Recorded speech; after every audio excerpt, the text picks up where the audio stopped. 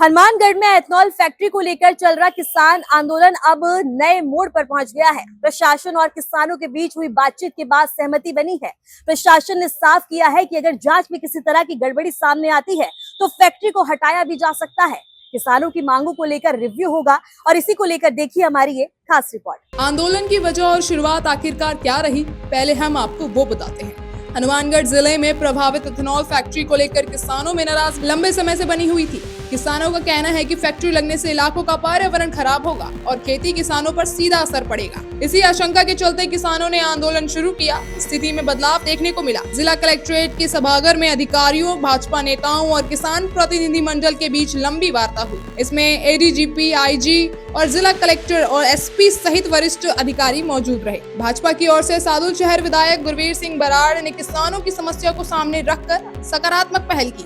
वार्ता के दौरान किसानों ने फैक्ट्री के मानकों और संभावित प्रदूषण को लेकर चिंता जताई। विधायक गुरवीर बराड़ के प्रयासों से प्रशासन और किसानों के बीच सहमति बन गई। अधिकारियों ने वादा किया कि फैक्ट्री के सभी पर्यावरणीय मानकों की दोबारा समीक्षा की जाएगी और यदि कोई अनियमितता पाई गई तो सख्त कार्रवाई होगी। वहीं किसानों को हुए नुकसान का भी दावा सामने आ रहा है।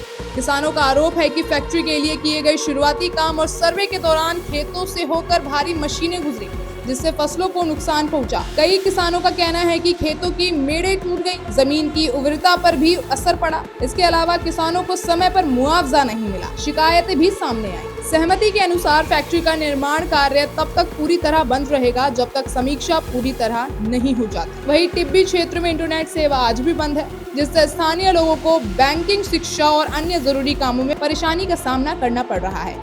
किसानों ने कहा कि वे शांतिपूर्ण तरीके से आंदोलन जारी रखेंगे, लेकिन कोई हिंसा नहीं होगी। सहमति के बाद 17 दिसंबर को प्रस्तावित महापंचायत के स्थगित होने की संभावना है। किसानों का कहना है कि उन्हें प्रशासन और आश्वासन मिला है कि फैक्ट्री से प्रदूषण नहीं फैलेगा। पानी और पर्यावरण से जुड़ा नुकसान है। किसानों का कहना है कि एथेनॉल फैक्ट्री के लिए बड़ी मात्रा में पानी की जरूरत होगी, जिससे पहले से ही जल संकट झेल रहे इलाके में भूजल स्तर और नीचे चला जाएगा। इससे सिंचाई प्रभावित होगी और भविष्य में फसल उत्पाद घटने का खतरा है। किसानों को डर है कि फैक्ट्री से निकलने वाले काला कचरा और रसायन जमीन और पानी को प्रदूषित कर सकते हैं। आंदोलन के चलते किसानों को रोजमर्रा के काम छोड़कर धरना प्रदर्शन पर बैठना पड़ा।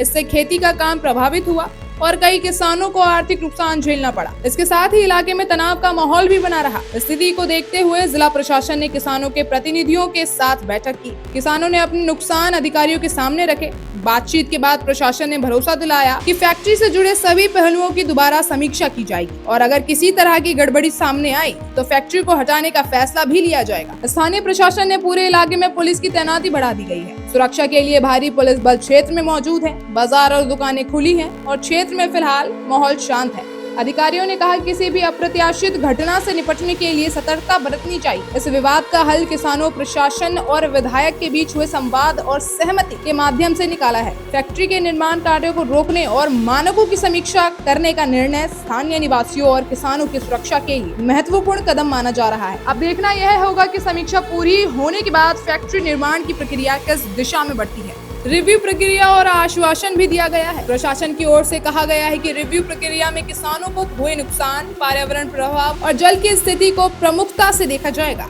किसानों के प्रतिनिधियों को भी रिव्यू में शामिल किया गया है ताकि किसी के साथ अन्याय ना हो। सहमति बनने के बाद किसानों ने फिलहाल आंदोलन स्थगित कर दिया है। हालांकि किसानों ने साफ कह दिया है कि अगर रिव्यू में उनकी बातों को नजरअंदाज किया गया तो वो दोबारा आंदोलन शुरू करेंगे।